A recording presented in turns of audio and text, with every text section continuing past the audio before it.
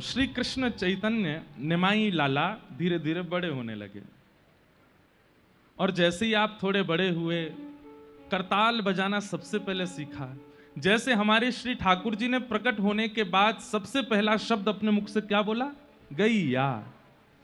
ऐसे ही श्री निमाई लाला ने सबसे पहला शब्द हरि बोल, सबसे तुतला के बोलते हैं हली बोल, सबसे पहले हरि बोल शब्द का उच्चारण किया है मुख से।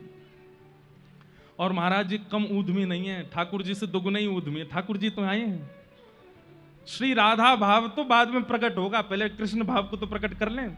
इतना ऊधम मचाया है श्री निमाई लाला ने, हम तो पढ़ के इतने आनंदित हुए, देख करके इतना सुख मिला। तो माता और पिताजी को कभी कभी कई अद्भुत अनुभव होते थे। पहला अनुभव, पुष्प की सुगंधी आने लगती थी अनायासी घर में। आसपास कोई वृक्ष नहीं है, कोई पौधा नहीं है, कोई पुष्प नहीं है, फिर कहां से सुगंधी आती? कभी चंदन की सुगंधी आने लगती, कभी कभी ऐसा लगता कि कोई वीणा बजा रहा है, कोई वंशी बजा रहा है, कोई मधुर तान छेड़ रहा है, कोई अलाप लगा के गा रहा है, ऐसी सुंदर ध्वनि आती। आप दोनों जाकर के बाहर देखते तो कोई नहीं दिखाई देता। और एक दिन तो आश्चर्य हुआ, जैसे ही निमाई लाला 1 वर्ष के आसपास के भय, मैया उंगली पकड़वा करके जैसे ही चलाना शुरू करती है, और धीरे धीरे आप जैसे ही चलने लगे तो मैया की उंगली छोड़ करके जब स्वयं संभल करके चलने लगे, तो मैया क्या सुनती है कि ये पग धरते हैं और बिना पायल की छम छम छम आवाज आती है, नूपुरों की ध्वनि सुनाई देती है। और जैसे ही इनको उठा लेती हैं तो वो ध्वनि बंद हो जाती है, फिर छोड़ती हैं तो फिर ध्वनि नहीं आती। ये सारे अनुभव सच्ची मैया को हो रहे हैं। बिना पायल के ध्वनि आना, बिना वृक्षों के, बिना चंदन के, बिना पुष्पों के सुगंधी आना, बिना वाद्यों के ध्वनि सुनाई देना। रूप, रस, स्पर्श, गंध और शब्द, ये 5 इंद्रियों को सबसे पहले अनुभव होता है ठाकुर जी का। बहुत ध्यान से सुनिएगा, सबसे पहला अनुभव किसका होगा? अगर ठाकुर जी आपके समीप आएगा, सबसे पहले किसको पता चलेगा? बताओ, किसको पता चलेगा? नासिका। सबसे पहले सुगंधी आवेगी। और दूसरा अनुभव किसको होगा? त्वचा। जैसे कई बार अनुकूल हवा नहीं होती, लेकिन जैसे ही ठाकुर जी आसपास होंगे ना, तो वायु में कुछ ऐसा आकर्षण होगा कि बस आपको खड़े रहने में सुख मिलेगा। अरे कहां तक गए? जिस समय ठाकुर जी आसपास होंगे और उस समय की वायु अगर आपका स्पर्श कर रही होगी, कोई व्यक्ति आपको मार भी रहा होगा तो आपको पीड़ा नहीं होगी, क्योंकि वायु ही इतना सुख दे रही होगी। दूसरा अनुभव त्वचा को होगा। तीसरा अनुभव कानों को होगा।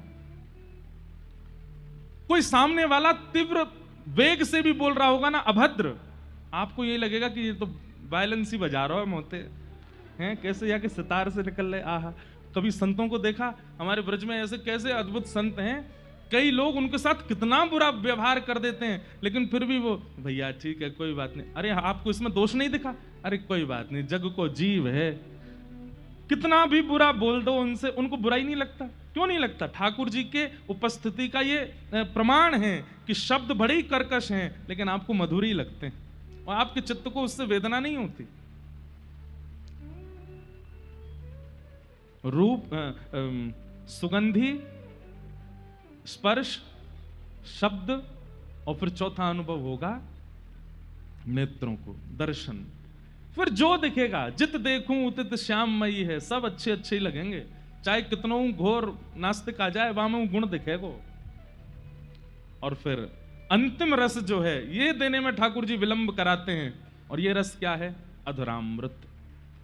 ये इतनी तीव्रता से नहीं मिलता, इसके लिए थोड़ा प्रतीक्षा करनी पड़ती है, तब ठाकुर जी ये रस देते हैं। सच्ची माता को और श्री जगन्नाथ मिश्र जी को सारे अनुभव हो रहे हैं, सब में गुण दिख रहे हैं, सब जगह ध्वनि सुनाई दे रही है, सब जगह सुगंधी आ रही है, और सब जगह त्वचा को अद्भुत अनुभव हो रहा है, क्योंकि लाला के आने से ये सब अनुकूल हो गया है। एक दिन आप आंगन में बैठे थे, तभी एक सर्प आया, और गांव का वो सर्प भीतर आकर के जैसे ही बैठा, मैया अपने काम में लगी थी, पिताजी कहीं बाहर गए थे, सर्प आया, आगे आकर के फन फैला करके बैठा। थोड़ी देर तो निमाई लाला उसको देखने लगे, थोड़ी देर उसको ऐसे पकड़े, वो फिर फन मारे, कभी इधर हो कभी इधर हो। इतने में ही आपको भावावेश आ गया, बोले अच्छा हे शेषनाग, हमसे भाग रहे हो, चलो कुंडली मारो। सर्प ने तुरंत कुंडली मारी और निमाई लाला उस पर ऐसे जाकर के लेट गए। तुरंत भावावेश आ गया कि हम तो ठाकुर जी हैं, ये तो हमारी शयन सैया है। और ऐसे लेटे ही नहीं है, उस पर सो गए। बहुत दिनों बाद हमारो बिस्तर मिलो है, सो जाए नहीं। जैसे कोई लोग बहुत बात घूमते रहते हैं ना, नए नए बेड मिलते हैं तो नींद नहीं आती, अपने घर की याद करते हैं हमारे घर का बिस्तर कब मिलेगा। तो आज मानो ठाकुर जी को सर्प मिले तो ठाकुर जी बोले आजा भैया कुंडली मार ले। तो जैसे लेटे बोले हाँ ये हमारा बिस्तर है, उस पर चैन से प्रेम से सो गए। इतनी में सची मैया आई। सची मैया को जैसे सर्प ने देखा, मैया ने ये दृश्य देखा, उनके हाथ से तो थाल छूट गया। थाल की जोर की आवाज हुई, सर्प तो वहां से भागा। लेकिन निमाई लाला प्रेम से मैया आकर के देखे कहीं दस्त तो नहीं गया, कोई पीड़ा तो नहीं, पर वो तो बिल्कुल आनंद में है। मतलब आपको चैतन्य चरित्र में एक चीज का अनुभव होगा, ये भक्त भी हैं, ये भगवान भी हैं और ये विरही भी हैं, तीनों। लेकिन भगवत आवेश ज्यादा नहीं होगा। मतलब ये क्योंकि ठाकुर जी हैं ना, तो कभी कभी उनको याद आ जाता है कि मैं भगवान हूं। अभी आगे सुनेंगे, कभी षडभुज हो जाएंगे, कभी चतुर्भुज हो जाएंगे, फिर दोबारा अपने उन रूपों को विराजमान कर लेंगे, नहीं नहीं मैं तो भक्त हूं। तो राधा भाव भी प्रकट होता है, परमात्मा भाव भी प्रकट होता है, भक्त भाव भी प्रकट होता है, सारे भाव एक साथ हैं। जैसे ही आप थोड़े से बड़े हुए, आपके ऊधम शुरू हो गए। और क्या ऊधम मताचे हैं। तीर्थ यात्री आते हैं, गंगा के तट पर आकर के सब अपनी भोग सामग्री सजाते हैं और भाव रखते हैं कि हे ठाकुर जी आप यहीं से भोग लगा लो। जैसे ही वो नेत्र बंद करके बैठते हैं, इतने में निमाई लाला दौड़ करके जाते हैं और उनके सामने बैठ के उनका ही भोग खाने लग जाते हैं। जैसे ही नेत्र खोलते हैं, लाल इनको देख करके पीछे भागते हैं, अरे तू कौन का बालक है, तुम क्यों खा गए? तुमने बुलाया इसलिए खाने आया। बोले तो हमने थोड़ी बुलाया था, हम तो भगवान को बुला रहे थे। अब ये तो चरित्र में नहीं लिखा, लेकिन मुझे ऐसा लगा कि श्री कृष्ण चैतन्य जी बोल गए होंगे हम ही तो जय जय हैं, हम तो आमेंगे, जय जय हम ही तो हैं। तो कभी तीर्थ यात्री आ जाते हैं, सच्ची मैया से आकर के शिकायत करते हैं, बोले मैया ये अपने लाला को संभालो। गंगा घाट पे पंडा पुरोहित आ जाते हैं, बोले तीर्थ यात्रियों का प्रसाद खा जाता है, किसी के चना खा गए, किसी के चनौरी खा गए, किसी के पेड़ा खा गए। मैया समझाती, बोले लाला घर में कोई कमी, तुम काय को गंगा जी पे जाते हो, वहां जाके क्यों खा जाते हो? अब नहीं खाऊंगा मां। कभी आप जाते हैं और मिट्टी में गंगा जल घोल करके और उससे 12 तिलक लगा लेते हैं और सिर पर तिलक आदि लगा करके सब जगह तिलक आदि करके और तुरंत बिल्कुल सन्यासियों का सा वेश बना लेते हैं और फिर भिक्षा याटन करते हुए घूमते हैं और सब जगह भिक्षा मांगते मांगते अपने ही द्वार पे आ जाते हैं। अरे माँ तेरा भला होगा, भिक्षा दे दो। मैया निकल करके आती है, बोले अरे लाला तू ये कहा करे। ऐसे सब अभिनय करते हैं। कभी मटकी उठा लेते हैं और मटकी उठा करके दोनों तरफ से मटकी बजाते हैं और फिर खूब प्रेम से कीर्तन करते हैं। आपके भी कई सारे सखा हो गए, उन सखाओं को लेकर के खूब आनंद से आप कीर्तन।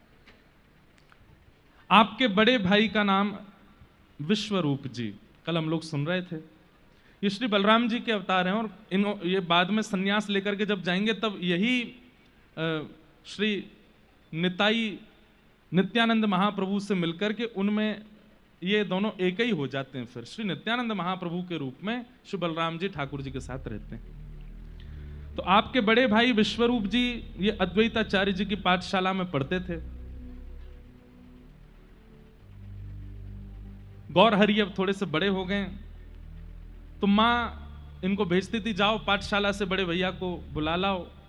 तो ये अद्वैताचार्य प्रभु के यहाँ जाते थे, वही प्रभु जो इनको बुलाने के लिए इतनी प्रार्थना किए।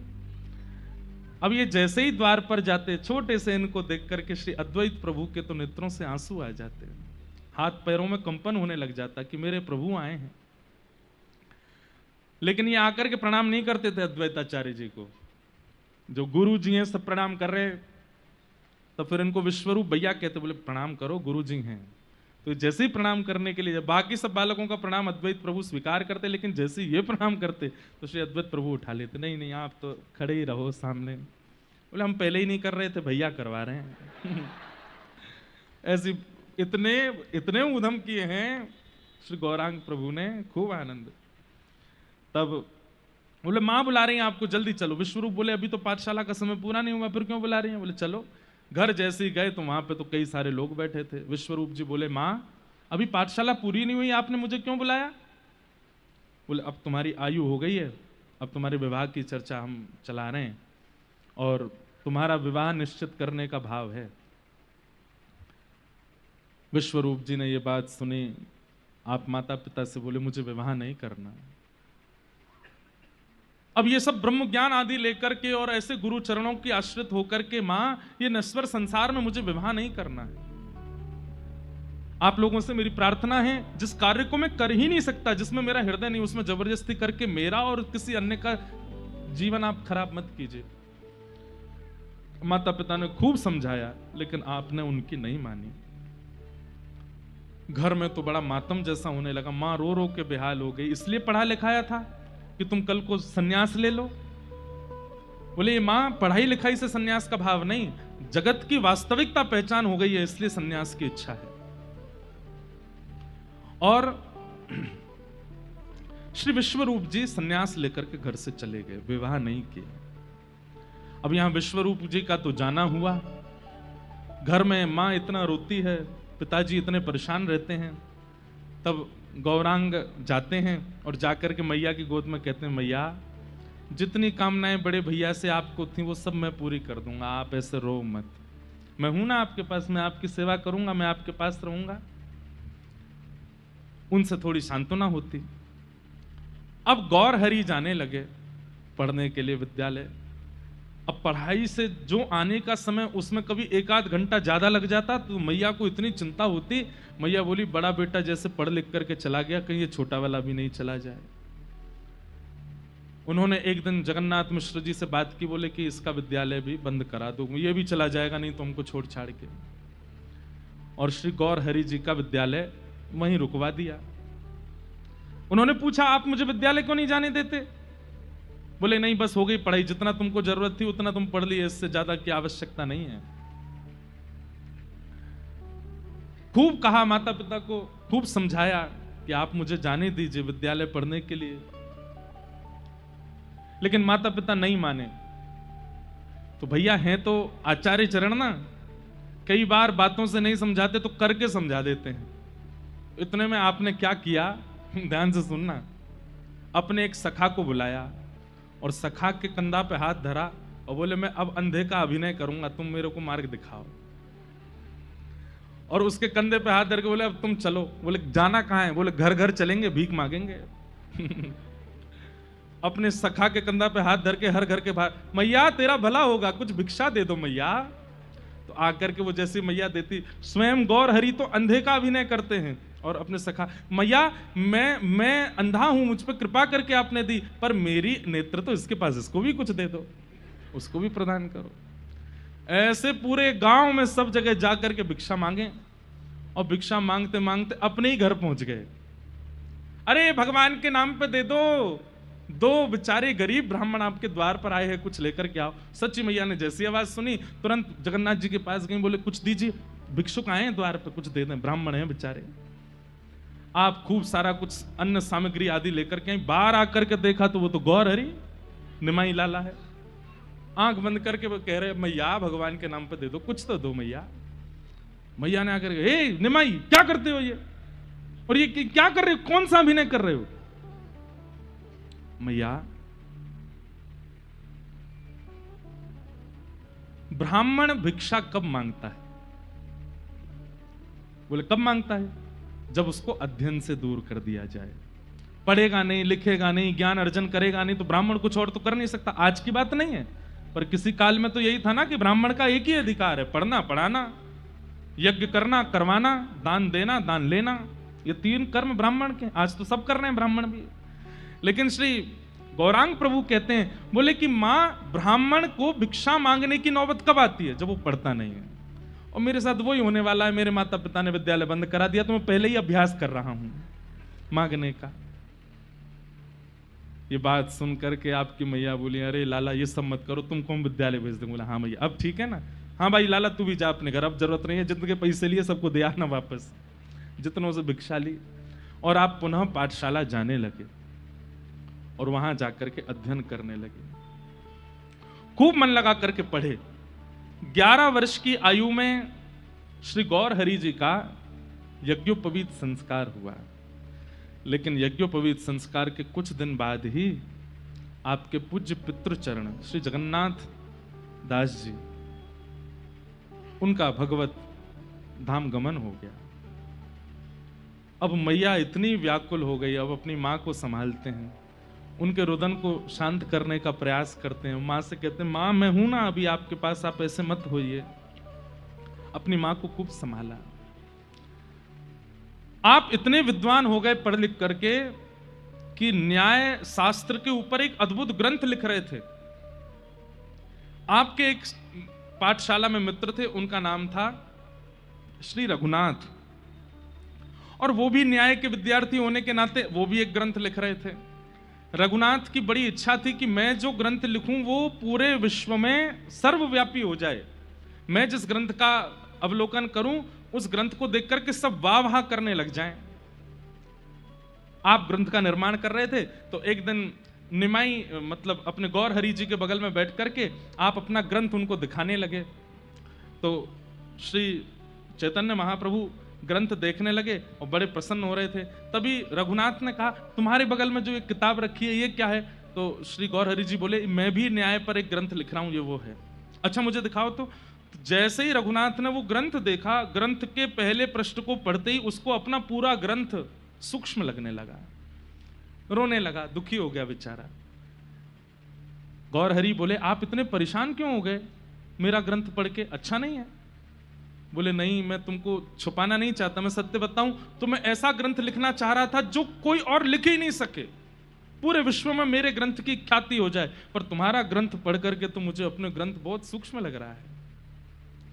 ये सुनते ही अपने मित्र के नेत्रों में आंसू देखते ही श्री चैतन्य अपना ग्रंथ उठाते हैं और जाकर के गंगा जी में प्रवाहित कर देते हैं। बोले, मेरे ग्रंथ को गंगा जी में रहने दो, तुम अपने ग्रंथ को अवलोकन करो, उसका खूब श्रेष्ठ बनाओ। ये दया भावना देख करके इनके जो मित्र रघुनाथ थे वो बहुत रोए, हृदय से लगा लिया, तुम कितने करुणा है तुम्हारी चित्त में। ऐसे आपकी सुंदर भावना रहती थी। अब धीरे धीरे पठन पाठन तो पूरा हो गया, आप पाठशाला में पढ़ाने लगे। और ये तो होता ही है कि बालक जैसे ही अध्ययन से निवृत्त होता है, माता पिता फिर बस उसको दूसरी चीज में डालना चाहते हैं, इसका ब्याह करो।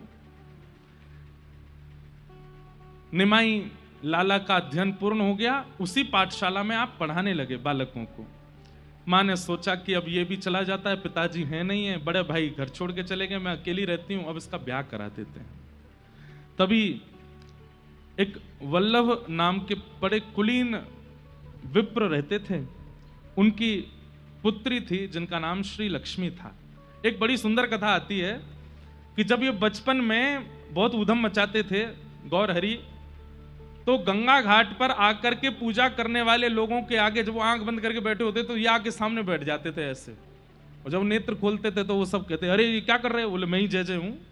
तो जब लक्ष्मी, यही लक्ष्मी जिनसे इनका ब्याह हुआ, ये लक्ष्मी एक दिन आई वहां पे कोई पूजा करने के लिए, तो इतने में ये सामने आकर के बैठ गए आशीर्वाद देने के लिए। तो जैसे ही लक्ष्मी के नेत्र खुले तो बाकी सब तो आश्चर्य करते थे, तुम कौन हो? पर उसने नहीं कहा, उसने जितनी वो नैवेद्य लाई थी सब इनको अर्पित कर दिया, माला भी पहनाई, चरणों में पुष्प भी चढ़ाए, आरती भी करी। तो गौर हरि बोले, तुमको आश्चर्य नहीं होता? बोले, किस बात का? बोले, सब मुझसे पूछते हैं कि तुम कौन, तुम हमारे भगवान के स्थान पर क्यों बैठे हो? तुमने नहीं पूछा। बोले, भगवान के स्थान पे भगवान ही तो बैठते हैं, आप भगवान ही हो, इसलिए मैंने नहीं पूछा। तो ये इतने प्रसन्न हो गए, इन्होंने छोटे से हैं अभी, सिर पे हाथ धर के कहा, भगवान जैसे स्वरूप वाले एक महापुरुष से तुम्हारा ब्याह होगा, मेरा आशीर्वाद है। आशीर्वाद देते थे। एक जगह तो ऐसा भी वर्णन है, जो घर के बालक पूजा पाठ नहीं करते थे उनके घर पे जाके शाप और देते थे उनको, तू बड़ा होगा तेरी पत्नी देखियो एक आंख से नहीं दिखेगा उसको। क्यों? वो तो पूजन ही नहीं करता, भजन नहीं करता। बड़ी सुंदर लीला है श्री गौर हरि की। तो आज उन्हीं श्री वल्लभ जो ब्राह्मण थे, उनकी कन्या श्री लक्ष्मी के साथ आपका विवाह हुआ। पहले ही हम आपको एक बात स्पष्ट कर दें महाप्रभु जी के 2 विवाहों का वर्णन आता है। एक तो श्री लक्ष्मी जी के साथ आपका विवाह हुआ, दूसरा श्री विष्णु प्रिया जी के साथ आपका विवाह हुआ। महाराज जी कितनी सुंदर विवेचना है। ठाकुर जी की 2 पत्नी हैं, श्रीदेवी और भूदेवी। श्रीदेवी यानी कि लक्ष्मी और भूदेवी यानी पृथ्वी। तो पहले विवाह चैतन्य महाप्रभु का श्रीदेवी के साथ में हुआ, यानी कि लक्ष्मी के साथ में हुआ। फिर आगे आप लोग कथा सुनेंगे कि कुछ समय बाद उनका परम पद हो गया। इनकी पत्नी कुछ ही दिनों बाद उनका भगवत धाम गमन हो गया, और फिर इनके माता के कहने पर इन्होंने दूसरा विवाह किया, और दूसरा विवाह जिनके साथ किया वो थी विष्णु प्रिया जी। तो विष्णु प्रिया कौन है? भूदेवी। तो आचार्य चरण इतना सुंदर वर्णन करते हैं, बोले ठाकुर जी ने पहले श्रीदेवी से ब्याह किया, माने लक्ष्मी से ब्याह किया, और जब ठाकुर जी को लगा कि अब हमारी सामान्य लीला विश्राम होगी, अब हमारी विरह लीला प्रकट होगी, और विरह लीला को श्रीदेवी संभाल नहीं पाएगी। विरह को वो ही संभाल सकता है जिसने पूर्व में संभाला होगा। श्री राधा रानी को, यशोदा जी को, व्रज की गोपियों को इस भूमि ने ही संभाला था। इसलिए अब विरह लीला में प्रवेश करने से पहले हमको विरह ही को साथ ही रहना पड़ेगा। इसलिए भूदेवी श्री विष्णु प्रिया जी के साथ में दोबारा ब्याह हुआ। महाराज, त्याग, तपस्या और पातिव्रत भक्ति किसको कहते हैं? विष्णु प्रिया जी का चरित्र देखिएगा। अब मुझे अभी वो भाव अभी शुरू करना नहीं है, जब आएगा तभी करूंगा। अद्भुत है। तो आपका विवाह लक्ष्मी जी के साथ में हुआ। कहते हैं ब्याह हो गया, लेकिन अभी भी इनके ऊधम बंद नहीं हुए। 2 लोगों से इनकी इतनी ऊधम चलते थे पूरे मायापुर में। एक तो एक पान बनाने वाला था और एक केले के कुछ वस्तु बेचने वाला था। इन दोनों को ये छेड़ते ही रहते थे, इनका ऊधम चलता ही रहता था। यहां तक लिखा है, हमारी भक्तमाल जी में हम पढ़ रहे थे, तो भक्तमाल जी में तो श्री टीकाकार वर्णन करते हैं कि जिस मार्ग से ये आते थे, दूर से इनको देखते हुए लोग बाग मार्ग बदल के चले जाते थे। क्यों? बोले बगल से निकलेंगे, कुछ ना कुछ करते हुए जाएंगे, सीधे नहीं जा सकते हैं। किसी का हाथ पकड़ लेंगे, किसी का कुर्ता फाड़ देंगे, किसी का कुछ कर देंगे। हैं इतने विद्वान। तो लोग बाग इनको देख करके प्रार्थना करते थे, हे प्रभु, आपने हमारे निमाई लाला को, गौर हरि को इतना बड़ा पंडित तो बना दिया, इसको थोड़ा इनको गंभीर भी बना दो। तब अद्वैताचार्य जी कहते थे ऐसा मत कहो। बोले क्यों?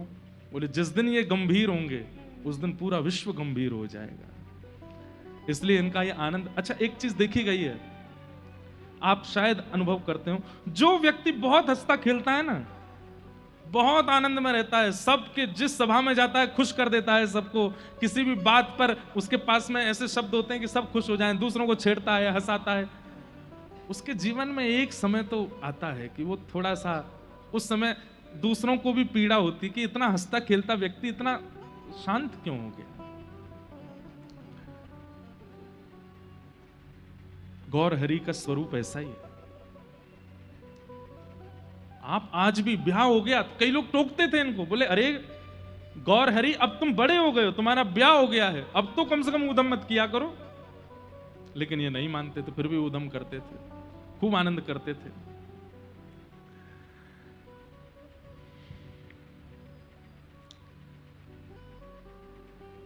कुछ समय विवाह को पूर्ण हो गए और आपकी पत्नी श्री लक्ष्मी देवी जी का परम पद हो गया। भगवत विरह में उनका परम पद जब हुआ तो आप बहुत व्याकुल हो गए, लेकिन आप मनी मन जानते थे कि यह होना था, क्योंकि अब जब मैं विरह भाव में प्रवेश करूंगा तो मेरी स्थिति देख करके इनका परम पद होता, तब मुझे ज्यादा पीड़ा होती। ये मेरी स्थिति सह नहीं पाती, इसलिए इनका जाना आवश्यक था। मां बहुत व्याकुल होने लगी, बड़ा बेटा भी चला गया, पतिदेव भी चले गए, बहू आई, बहू भी चली गई। गौर हरि हृदय से लगाते बोले ना मां, सब मंगल होगा, आप चिंता मत करो, सब मंगल में होगा। तभी मायापुर में एक सनातन मिश्र नाम के ब्राह्मण रहते थे, उनकी कन्या जिनका नाम था विष्णु प्रिया। ये विष्णु प्रिया जी महाप्रभु चैतन्य से 10 वर्ष छोटी थी, और ऐसा वर्णन करते हैं कि जब इनका जन्म हुआ तब महाप्रभु चैतन्य कितने वर्ष के थे? 10 साल के। तो उनका तो काम ही यही था कि मायापुर में कोई भी बालक जन्म लेता था, सबसे पहले बधाई गायन करने के लिए यही जाते अपनी टोली लेके।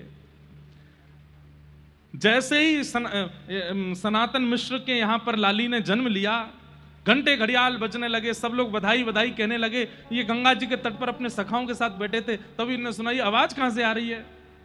बोले अरे एक सनातन मिश्र हैं, उनके यहां लाली हुई है। आप सब सखाओं के साथ दौड़ करके गए। आप गए तो इसलिए थे कि चना चनौरी मिलेंगे खाने को, आप गए तो इसलिए थे कि मेवा बाटी कुछ मिलेगी। और जैसे एक छोटा बालक जन्म लेता, थोड़े बड़े बालक होते हैं, बड़े उसको आश्चर्यजनक होकर के देखते हैं, ये कैसे हाथ हिला रहा है, ये कैसे चरण हिला रहा है। तो छोटे से महाप्रभु जी 10 वर्ष की अवस्था में गए, और सनातन मिश्र जी ने जब इन बालकों को देखा तो उनको सबको भीतर बुलाया और पलना के पास लेकर बोले ये रही लाली। तो चारों तरफ खड़े होकर के सब बालक देख रहे थे, कोई ताली बजा रहा है, कोई चुटकी बजा रहा है, लाली को खिला रहे। चैतन्य महाप्रभु अपने होने वाली बहू को ही खिला रहे। सोचो। आचार्य चरण कहते हैं, बोले रामावतार में सीता जी का जन्म जनकपुरी में और श्री राघव जी का जन्म अयोध्या में, कृष्णावतार में किशोरी जी का जन्म बरसाने में और लाला का जन्म गोकुल में। लेकिन चैतन्य महाप्रभु के अवतार के समय महाप्रभु जी का जन्म भी मायापुर में और श्री विष्णुप्रिया जी का जन्म भी मायापुर में। सीता जी के तो पता नहीं बधाई में राम जी गए थे कि नहीं, पर किशोरी जी की बधाई में तो गए थे। 1 साल के लाला गए थे, मैया इन्हीं कोई न्यौछावर कर आई थी। पर तब इनके मन में आया कि नहीं, अगली बार जब हम कृष्ण चैतन्य बनकर के आएंगे तब तो हम बधाई गाएंगे। और महाराज नाच नाच करके, ठुमक ठुमक करके अपने सास ससुर के साथ नाचे, खूब आनंद किया। लाली भैया बधाई हो, आनंद भयो। बाद में जब कुछ समय फिर तो आगे लीला पूरी हो गई, आपकी पत्नी का देहावसन भी हो गया, कुछ वर्ष निकल गए। एक दिन माँ ने कहा कि मैंने अब तुमको ब्याह करना है, तो आपने मना किया, नहीं माँ अब ब्याह नहीं करना। बोले मेरे ऊपर विचार करो, बस अपना विचार करोगे। तो आपने कहा ठीक है आज्ञा करो, किससे करना है। बोले एक सनातन मिश्र जी हैं, उनकी लाली से। तो महाप्रभु जी बोले उस लाली की बधाई गायन में तो मैं ही गया था, वहां तो मैं अपने सखाओं के साथ गया था। बोला हाँ उन्हीं की लाली से ब्याह करना। और श्री महाप्रभु जी का विष्णु प्रिया जी के साथ में विवाह हुआ, आनंद से ब्याह हुआ।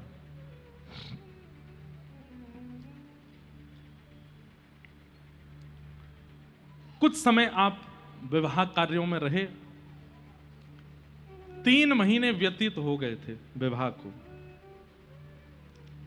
और तब आपके मन में आया कि मुझे पितृ कार्य पूर्णता के लिए अब गया जी जाना चाहिए।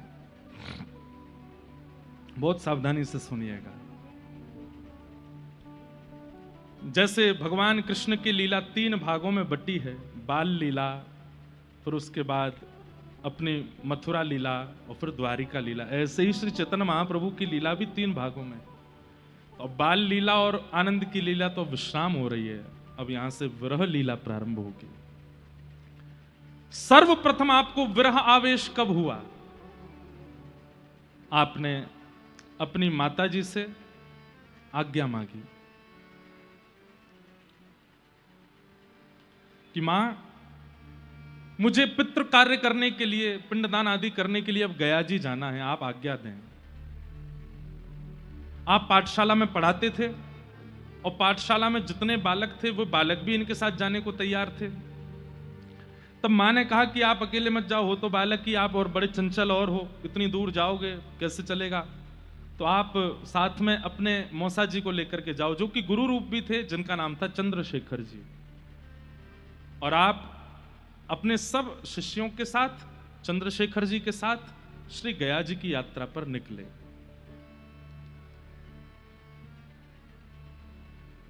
शास्त्र की ऐसी आज्ञा है कि जिस किसी भी स्थान पर जाते हैं वहां की महिमा सुनते हुए जाना चाहिए।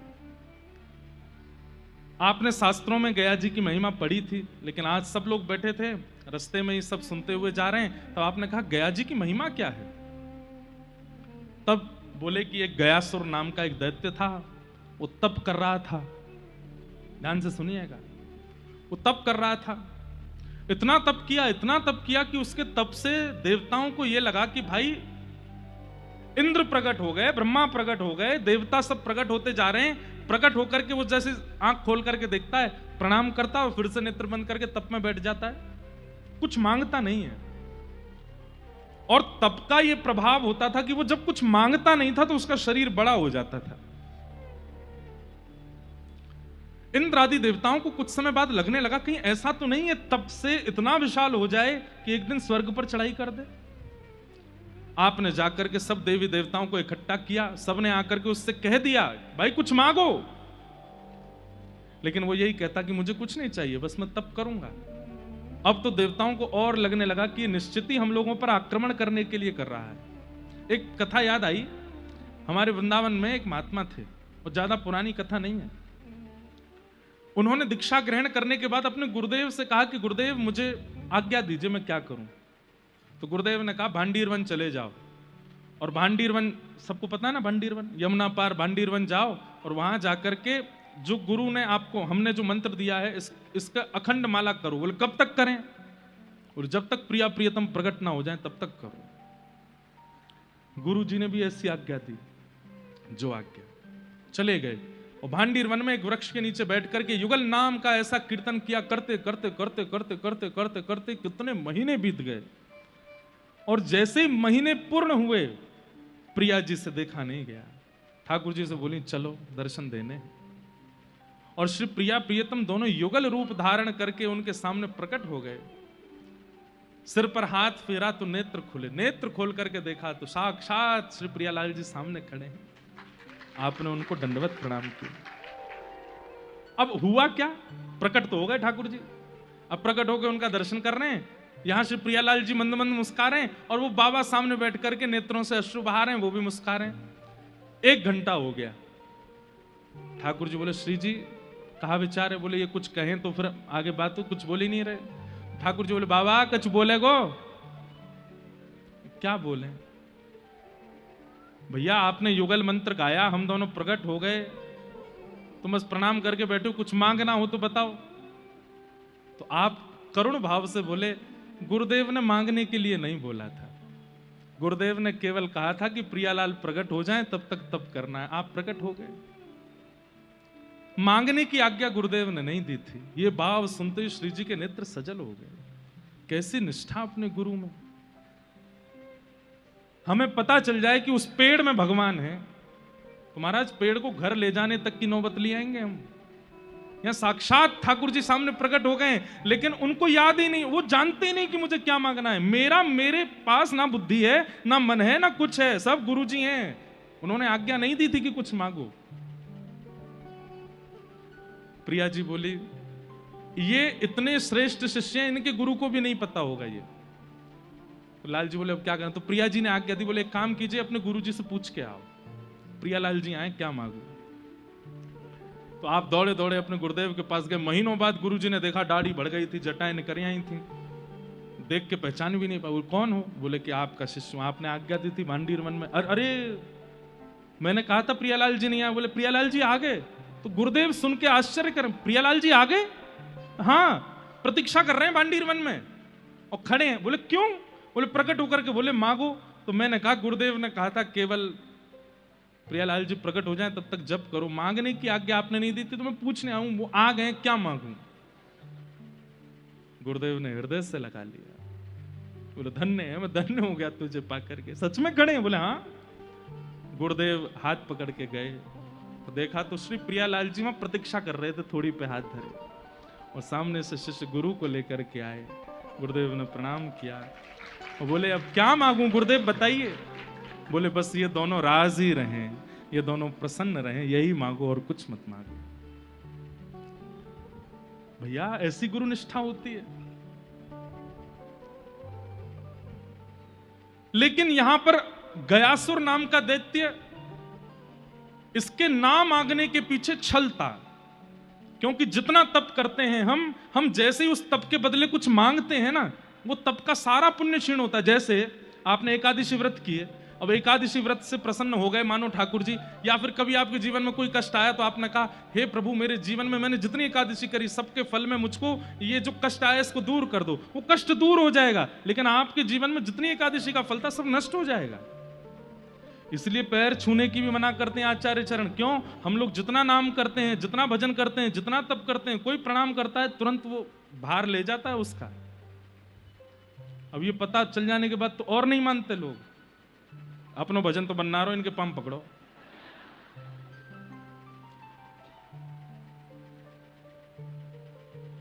गयासुर ने भजन बंद नहीं किया, करता रहा करता रहा करता रहा। तब अंत में जाकर के ठाकुर जी को आना पड़ा, और ठाकुर जी सब देवताओं ने कहा इसका शरीर बढ़ता जा रहा है, कुछ दिनों में ये स्वर्ग तक आ जाएगा, और जब ये विशाल हो जाएगा फिर इससे कौन युद्ध करेगा? नाथ इसको रोकिए यहीं पर। अनेक प्रयास कर, ठाकुर जी ने कहा 33 कोटि देवता चढ़ जाओ इस पे, इसका शरीर अब नहीं बढ़ेगा। सब चढ़ गए, फिर भी उसका शरीर रुका नहीं। अंत तो गत्वा वही हुआ क्या? ठाकुर जी को अपना चरण उसके सिर पर रखना पड़ा, और जैसे ही ठाकुर जी ने अपना चरण उसके सिर पर पधराया, तुरंत उसका शरीर वहीं रुक गया और फिर दोबारा छोटा होने लगा। और होते होते होते होते वो पूरा फैल गया नीचे, मतलब बिल्कुल समाविष्ट हो गया। प्रकट होकर के उसने ठाकुर जी से कहा कि नाथ बस मैं यही चाह रहा था कि आप अपने चरण कमल प्रदान करें। भगवान बोले कुछ मांगो। बोले कुछ नहीं चाहिए।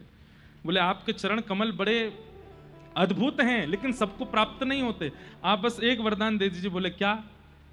जो कोई भी यहां आवे और आकर के अपने पितरों का पिंड दान करे या तर्पण करे तो श्री चरण आपके इस भूमि को प्राप्त हो गए हैं। यहां पर कहीं भी बैठ करके भी पितरों का स्मरण करके कुछ अर्पण कर दिया जाए तो उनको मुक्ति मिल जाए। ठाकुर जी बोले तथास्तु।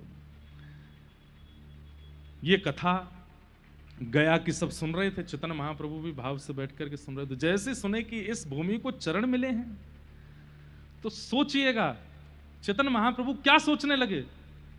बोले कि गयासुर को कितने चरण चिन्ह मिले थे? तब आपके साथ में जो आचार्य चरण चल, उनके एक ही बार चरण रखा था बस ठाकुर जी ने, तो आपके नेत्रों से अश्रु आने लगे। एक बार चरण पड़ने पर इस भूमि की ये महिमा हो गई। उस वृंदावन में तो ठाकुर जी नृत्य किए हैं, उस वृंदावन में तो ठाकुर जी कूदे हैं, उस वृंदावन में तो डोले हैं, गिरिराज जी पर चढ़े हैं, यमुना जी में गए हैं, कोने कोने में जाकर के अपने चरण चिन्ह अंकित किए हैं। वो वृंदावन कैसा होगा?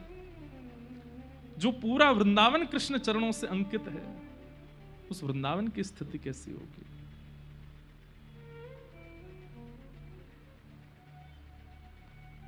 तभी गया जी के मार्ग में ही एक पर्वत था, और उसी पर्वत पर भगवान के चरण चिन्ह अंकित थे। आप वहां दर्शन के लिए गए, सब शिष्यगण खड़े थे, साथ में आचार्य चरण भी खड़े थे। पर्दा लगा हुआ है, अभी पुजारी जन कुछ पूजा आदि कर रहे थे, और जैसे ही पर्दा हटाया और उस शिला पर जब ठाकुर जी के श्री चरणों का दर्शन किया, चरणों का दर्शन करते ही आपके चित्त में जो श्री राधा भाव था, किशोरी जी जब श्री चरणों के चिन्ह देख करके जैसी हो जाती थी, वैसा अनुभव आपको होने लगा। आपके श्री अंग के कंपायमान शुरू होने लगे, नेत्रों से अश्रु प्रवाह होने लगा, और आप उन चरण चिन्हों को देख करके हे हरि हे हरि हे हरि हे हरि हे हरि हे हरि कह करके आनंदित हो गए। दौड़ करके गए और चरण चिन्ह को ले लेकर के कभी माथे से लगाएं, कभी अंग से लगावें। बंधुओं, ये पूरी लीला सुनिएगा आगे तक, तो मन में ये विचार कीजिएगा, ये स्वयं कृष्ण ही चैतन्य बनकर के आए हैं, बस भाव किशोरी जी का है।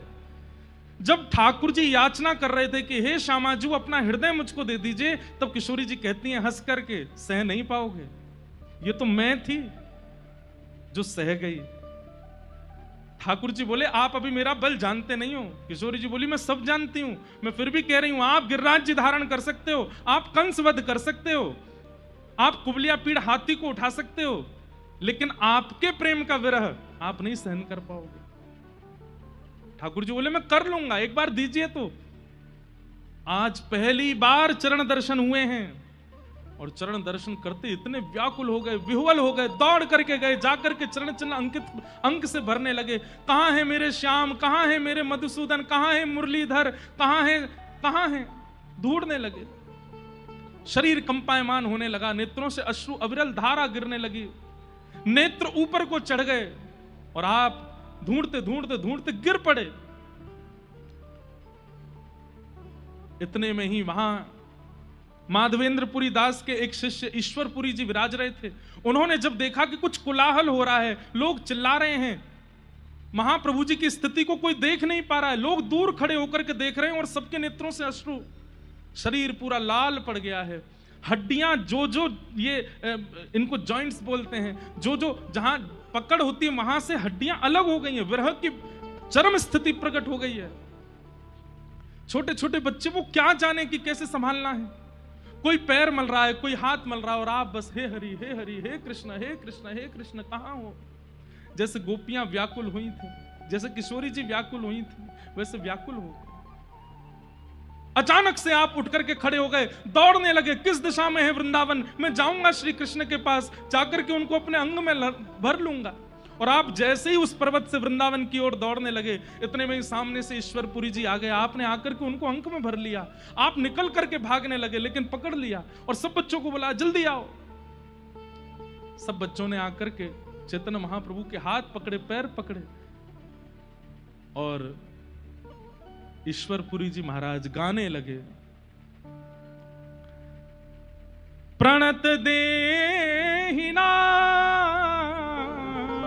पाप कर्षणम। बच्चों से बोले गोपी गीत का गान करो। अरे इनके अंदर कृष्ण प्रेम का भाव जागृत हुआ है, गोपी गीत गाओ तभी शांत होंगे।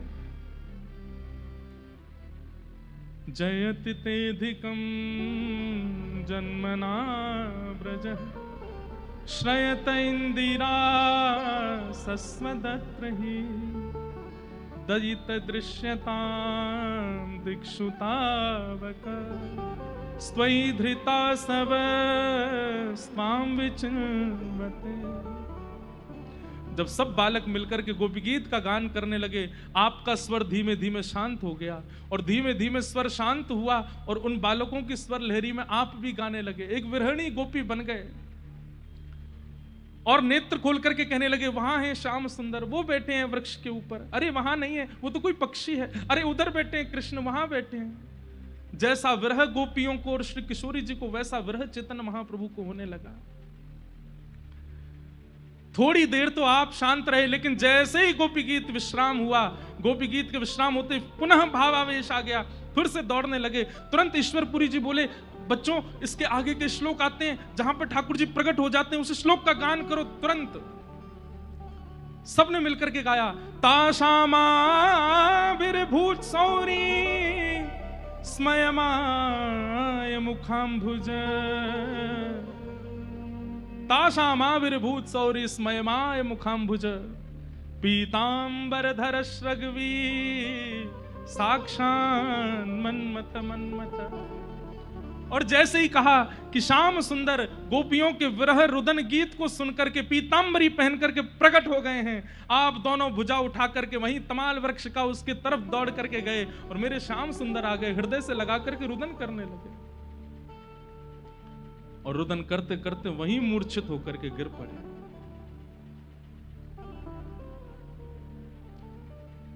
वहां खड़े जितने लोग सब स्तब्ध हैं, कोई समझ नहीं पा रहा है कि ये क्या हुआ है इनको। ये तो पहली बार भावावेश हुआ है, केवल चरण चिन्ह देख करके। आज निकुंज में विराजमान किशोरी जी बहुत भावुक हो रहे हैं। मैंने मना किया था कि आप नहीं सह पाएंगे। ईश्वरपुरी जी गए, जाकर के महाप्रभु जी को अपनी गोद में लिटाया। आपको जब थोड़ी देर बाद होश आया, चरण पकड़ लिए, बोले भगवान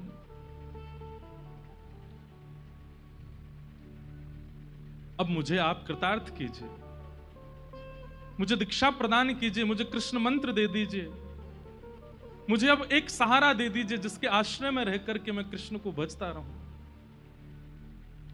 आप ही मेरे गुरु हैं, कृपा कीजिए। तब आपने कानों में कृष्ण मंत्र दिया, गोपाल मंत्र दिया, और मंत्र देकर के आपको दीक्षित कर दिया। आप दोनों भुजा उठा करके वहीं नृत्य करने लगे, वहीं आनंदित होने लगे।